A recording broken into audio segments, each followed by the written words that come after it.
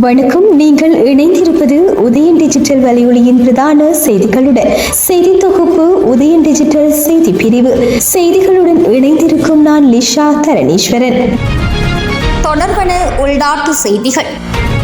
மன்னார் பொது மருத்துவமனையில் உயிரிழந்த இளம் தாயின் மரணத்திற்கு நீதி கோரி நேற்று மாலை மன்னார் மாவட்ட பொது மருத்துவமனைக்கு முன் அமைதியாக இடம்பெற்ற மக்கள் போராட்டத்தில் பொது சொத்துக்களை சேதப்படுத்தி வன்முறையை தூண்டும் விதமாக செயற்பட்ட நபர்களை கைது செய்ய போலீசார் நடவடிக்கையை மேற்கொண்டு வருகின்றனர். குறிப்பாக மருத்துவமனைக்குள் நுழைந்து கண்ணாடிகளை சேதமாக்கியவர்கள், போலீசார் மீது கற்கள் வீசியவர்கள், டயர்கள் உள்ளிட்ட பொருட்களை வீதிகளில் எரித்து மக்களின் போராட்டத்தை திசை திருப்பியவர்களை கைது செய்யும் நடவடிக்கைகள் முன்னெடுக்கப்பட்டு வருகின்றது. மருத்துவமனையின் கண்காணிப்பு கேமராக்கள் மற்றும் போராட்டத்தின் போது எடுக்கப்பட்ட காணொளிகளை சேகரித்து அதனூடாக அமைதியான போராட்டத்தை திசை திருப்பி வன்முறையை தூண்டியவர்கள் அடையாளம் காணப்பட்டுள்ள நிலையில் அவர்களை கைது செய்யும் நடவடிக்கைகளை முன்னெடுக்கப்பட்டு வருகின்றது. 2024 ஆண்டு அரசு பாடசாலைகள் மற்றும் அரசு அங்கீகாரம் பெற்ற தனியார் பாடசாலைகளில் சிங்களம் மற்றும் தமிழ் பாடசாலைகளுக்கான 3ஆம் பாடசாலை தவணையின் முதல் கட்டம் இன்றுடன் நிறைவடைகின்றது. இதேவேளை முஸ்லிம் பாடசாலைகளில் 3ஆம் தவணைக்கான தவணையின் முதல் கட்டம் டிசம்பர் 13ஆம் திகதியுடன் நிறைவடைகின்ற அதேவேளை அனைத்து பாடசாலைகளில் 3ஆம் தவணையின் 2ஆம் கட்டம் ஆரம்பமாகி ஜனவரி மாதம் 2வது வியாழனன்று பாடசாலைகள் மீண்டும் ஆரம்பமாகும் என தெரிவிக்கப்பட்டுள்ளது. நாட்டில் நிலவும் அரிசி தட்டுப்பாடு காரணமாக இலங்கை சதோச நிறுவனமும் அரிசியை வெளியிடுவதற்கு கட்டுப்பாடுகளை விதித்துள்ளது. அதன்படி சதோச ஒரு வாடிக்கையாளருக்கு 10 கிலோ நாட்டு அரிசி மற்றும் கெக்குழு அரிசியை மட்டுமே வழங்குகின்றது. இதற்கிடையில் பிரபல சூப்பர் மார்க்கெட் ஒன்றில் ஒரு வகை அரிசியானது ஒவ்வொரு வாடிக்கையாளருக்கும் 3 கிலோ மட்டுமே வழங்கப்படுவதாக எமது செய்தியாளர் தெரிவித்திருந்தார். அரசாங்கத்தினால் அண்மையில் அரிசி வகைகளுக்கு கட்டுப்பாடு விலை அறிவிக்கப்பட்டது. இதன்படி சம்பா மற்றும் நாட்டு அரிசி கிலோ விலை 90 ரூபாவாகவும், கெக்குழு அரிசி கிலோ விலை 85 ரூபாவாகவும், கேரி சம்பா கிலோ விலை 125 ரூபாவாகவும் நிர்ணயிக்கப்பட்டது. இருந்த போதிலும் இந்த விலைக்கு அரிசி ஆலை உரிமையாளர்கள் அரிசியை விற்பனை செய்ய முன்வராதபடியினால் சந்தையில் அரிசி தட்டுப்பாடு ஏற்பட்டுள்ளதாக தெரிவிக்கப்படுகின்றது. எவ்வாறாயினும் தற்போதைய அரிசி தட்டுப்பாட்டை போக்குவதற்காக அரிசியை இறக்குமதி செய்வதற்கு அமைச்சரவை அங்கீகாரம் வழங்கியுள்ளது. பிள்ளையான் எனப்படும் முன்னாள் ராஜாங்க அமைச்சர் சிவனேசதுரை சந்திரகாந்தன் இன்றைய தினமும் குற்ற புலனாய்வு திணைக்களத்துக்கு அழைக்கப்பட்டார். கடந்த 2019ஆம் ஆண்டு இடம்பெற்ற உயிர்த்த ஞாயிறு தாக்குதல் தொடர்பில் சேனல் 4 தொலைக்காட்சி தயாரித்த விசேட காணொலி தொகுப்பு ஒன்றில் சிவனேசதுரை சந்திரகாந்தனின் முன்னாள் செயலாளரான ஆசாத் மௌலானா என்பவர் வாக்குமூலம் வழங்கியிருந்தார். அதில் முன்னாள் ராஜாங்க அமைச்சர் சிவனேசதுரை சந்திரகாந்தனுக்கும் ஏப்ரல் 21 தாக்குதலுடன் தொடர்புடைய தாக்குதல்தாரிகளுக்கும் தொடர்பு இருந்ததாக குறிப்பிட்டிருந்த நிலையில் குறித்த விடயம் தொடர்பில் வாக்குமூலம் பெறுவதற்காகவே முன்னாள் ராஜாங்க அமைச்சர் சிவனேசதுரை சந்திரகாந்தன் 2வது நாளாகவும் இன்றும் குற்ற புலனாய்வு திணைக்களத்துக்கு அழைக்கப்பட்டுள்ளார். ஏற்கனவே நேற்று முன்தினம் குற்ற புலனாய்வு திணைக்களத்தில் முன்னிலையான சிவனேசதுரை சந்திரகாந்தன் சுமார் 5 மணி நேரம் வாக்குமூலம் வழங்கியிருந்தமை குறிப்பிடத்தக்கது. தென்கிழக்கு வங்களா விரிகுடா கடலில் நாளைய தினம் குறைந்த காற்றழுத்த தாழ்வு மண்டலம் உருவாகலாம் என வளிமண்டலவியல் திணைக்களம் தெரிவித்துள்ளது. அதன்பின் அடுத்த 2 நாட்களில் அது தென்மேற்கு வங்களா விரிகுடா கடற்பரப்புகளுக்கு மேலாக தாளமுகமாக வலுவடையக்கூடிய சாத்தியம் காணப்படுகின்றது. அத்தொகுதி மேலும் வலுவடைந்து இலங்கையின் கிழக்கு கரையை நோக்கி நகரக்கூடிய சாத்தியம் காணப்படுகின்றது. இவ்விடயம் தொடர்பாக வளிமண்டலவியல் திணைக்களத்தால் வழங்கப்படும் முன் அறிவிப்புகள் மற்றும் ஆலோசனைகள் தொடர்பாக பொதுமக்கள் அவதானமாக செயற்படுமாறு அறிவுறுத்தப்பட்டுள்ளனர். வடக்கு, வடமத்திய மற்றும் கிழக்கு மாகாணங்களிலும் மாத்தளை மாவட்டத்திலும் அவ்வப்போது மழையோ அல்லது இடியுடன் கூடிய மழையோ பெய்யக்கூடிய சாத்தியம் காணப்படுகின்றது. நாட்டின் ஏனைய பிரதேசங்களில் பல இடங்களில் மாலையில் அல்லது இரவில் மழையோ அல்லது இடியுடன் கூடிய மழையோ பெய்யக்கூடும்.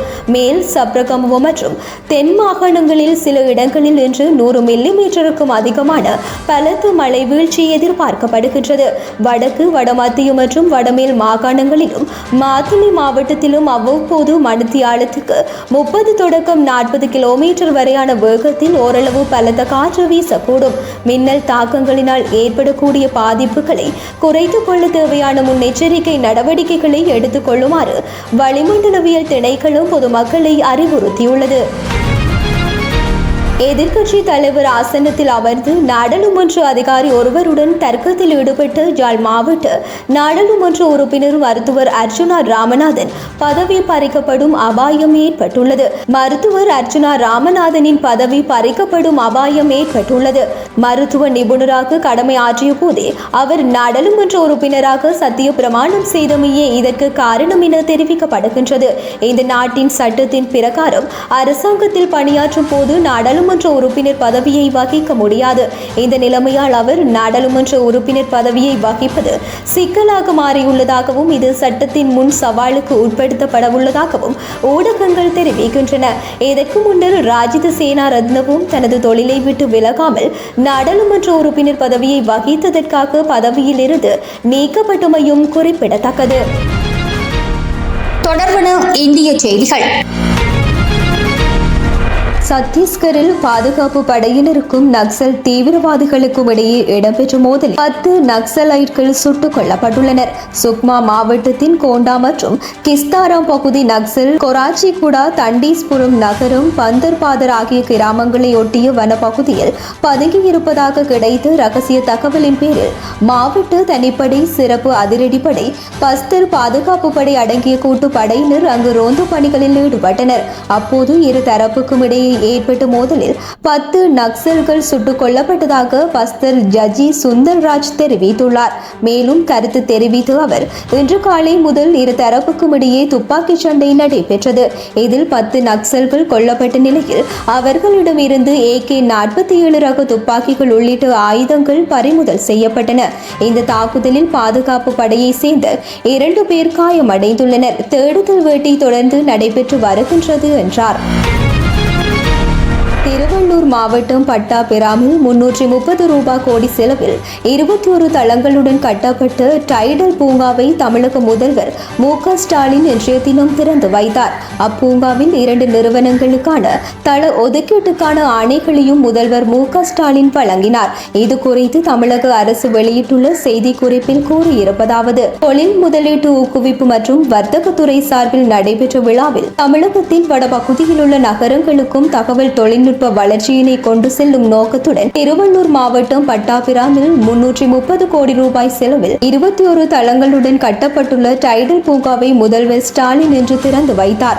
தமிழகத்தின் தகவல் தொழில்நுட்ப சூழல் அமைப்பினை மாநிலம் முழுவதும் விரிவுபடுத்தும் வகையில் 2ஆம் மற்றும் 3ஆம் நிலை நகரங்களில் மினி டைடல் பூங்காக்கள் அமைக்கப்பட்டு வருகின்றன. அந்த வகையில் விழுப்புரம், தஞ்சாவூர் மற்றும் சேலம் மாவட்டங்களில் மினி டைடல் பூங்காக்கள் அமைக்கப்பட்டு திறந்து வைக்கப்பட்டுள்ளன. திருவள்ளூர் மாவட்டம் பட்டாபிராமில் 11.41 ஏக்கர் பரப்பளவில் ரூபாய் 330 கோடி செலவில் தரை மற்றும் 21 தளங்களுடன் 5.57 லட்சம் சதுரடி பரப்பளவில் அதிநவீன உள்கட்டமைப்பு வசதிகளுடன் கட்டப்பட்டுள்ள டைடல் பூங்கா தமிழக முதல்வரால் இன்றைய தினம் திறந்து வைக்கப்பட்டது. இக்கட்டடத்தில் தகவல் தொழில்நுட்ப நிறுவனங்கள் செயல்பட தேவையான நவீன தொலைத்தொடர்பு வசதிகள், தடையற்ற உயரழுத்த மும்முனை மின் இணைப்பு மற்றும் மின்னியக்கி வசதிகள், மின்தூக்கி வசதிகள், சுகாதார வசதி, தீ பாதுகாப்பு மற்றும் கட்டட மேலாண்மை வசதிகள், CCTV கேமரா வசதிகள், 927 கார்கள் மற்றும் 2280 இருசக்கர வாகனங்கள் நிறுத்தும் வசதி, உணவகம் மற்றும் உடற்பயிற்சி கூடம் போன்ற அனைத்து வசதிகளும் ஏற்படுத்தப்பட்டுள்ளது.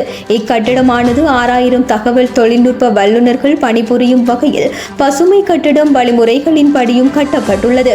பட்டாபிராமில் இப்புதிய டைடல் பூங்கா அமைக்கப்படுவதன் மூலம் தமிழகத்தின் வடபகுதியை சார்ந்த குறிப்பாக திருவள்ளூர் உள்ளிட்ட சுற்று வட்டார மாவட்டங்களில் உள்ள படித்த இளைஞர்கள் வேலை வாய்ப்பு பெறுவதுடன் அம்மாவட்டங்களின் சமூக பொருளாதார நிலையும் மேம்படும். பட்டாபிராம் டைடல் பூங்கா திறப்பு விழாவின் போது வெப்ரெக்ஸ் சொல்யூஷன்ஸ், டொட்னிக் டெக்னாலஜிஸ் LLP ஆகிய நிறுவனங்களுக்கு அப்பூங்காவில் தள ஒதுக்கீட்டுக்கான ஆணைகளை முதல்வர் மு.க. ஸ்டாலின் வழங்கினார்.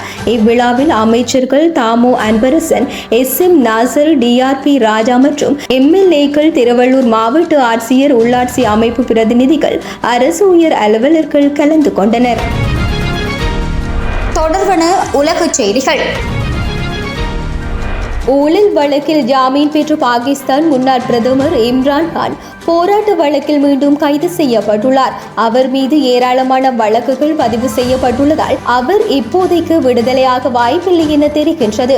பாகிஸ்தான் முன்னாள் பிரதமர் இம்ரான் கான் மீது ஊழல் வழக்கு உட்பட ஏராளமான வழக்குகள் பதிவு செய்யப்பட்டுள்ளன.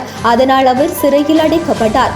பாகிஸ்தான் தலைவர்களுக்கு வெளிநாட்டு தலைவர்கள் அளிக்கும் பரிசு எல்லாம் அரசு கருவூலத்துக்கு சென்றுவிடும். அவ்வாறு வழங்கப்பட்ட விலை உயர்ந்த ஆபரணம் ஒன்றை இம்ரான் கான் பிரதமராக இருந்தபோது அரசு கருவூலத்துக்கு குறைந்த பணம் செலுத்தி முறைகேடான வழியில் எடுத்துக்கொண்டதாக ஊழல் வழக்கு பதிவு செய்யப்பட்டது. இந்த வழக்கில் இஸ்லாமாபாத் உயர் நீதிமன்றம் இம்ரான் கானுக்கு நேற்று முன்தினம் ஜாமீன் வழங்கியது. இந்த ஜாமீன் கிடைத்த சில மணி நேரங்களில் தீவிரவாதம் மற்றும் இதர வழக்குகளில் இம்ரான் கானை ராவல்பிண்டி போலீசார் கைது செய்தனர். ராவல்பிண்டியில் உள்ள அடியலா சிறையில் இம்ரான் கான் இருந்தபோது கடந்த செப்டம்பர் 28 போராட்டத்துக்கு அழைப்பு விடுத்ததாக அவர் மீது வழக்கு பதிவு செய்யப்பட்டிருந்தது. இந்த வழக்கில் இம்ரான் கான் தற்போது கைது செய்யப்பட்டுள்ளார். தீவிரவாத தடுப்பு சட்ட விதிமுறை மீறல், அரசு தடையை மீறி பொது இடத்தில் கூடுதல், போலீசாரை கடமையை செய்ய விடாமல் தடுத்தது, போலீஸ் வாகனங்கள் மற்றும் பொது சொத்துக்களை சேதப்படுத்தியது என பல குற்றச்சாட்டுகள் இந்த வழக்கில் இம்ரான் கான் மீது சுமத்தப்பட்டுள்ளமை குறிப்பிடத்தக்கது.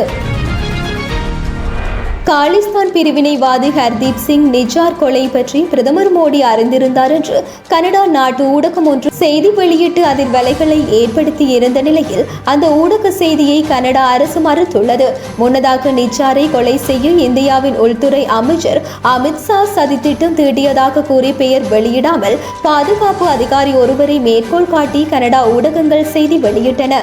மேலும் அந்த செய்திகளில் நிஜார் கொலை சதி பற்றி இந்திய பிரதமர் மோடி, வெளியுறவுத்துறை அமைச்சர் ஜெய்சங்கர், தேசிய பாதுகாப்பு ஆலோசகர் அஜித் தோவாலுக்கு தெரியும் என்றாலும் இந்த குற்றச்சாட்டுக்களை நிரூபிக்கும் ஆதாரம் எதுவும் கனடா அரசிடம் இல்லை என்று தெரிவிக்கப்பட்டிருந்தமை குறிப்பிடத்தக்கது. தொடர்வன விளையாட்டு செய்திகள். இந்தியா மற்றும் ஆஸ்திரேலிய அணிகளுக்கு இடையிலான முதல் டெஸ்ட் கிரிக்கெட் போட்டி ஆஸ்திரேலியாவின் பேர்த் நகரில் இன்றைய தினம் தொடங்குகின்றது. 5 டெஸ்ட் போட்டிகள் கொண்ட பார்டல் கவாஸ்கர் டிராபி தொடரில் விளையாடுவதற்காக இந்திய அணி ஆஸ்திரேலியாவில் சுற்றுப்பயணம் மேற்கொண்டுள்ளது. இதன் முதல் டெஸ்ட் போட்டி பேர்த் நகரில் உள்ள ஆப்டஸ் மைதானத்தில் இன்று தொடங்குகின்றது.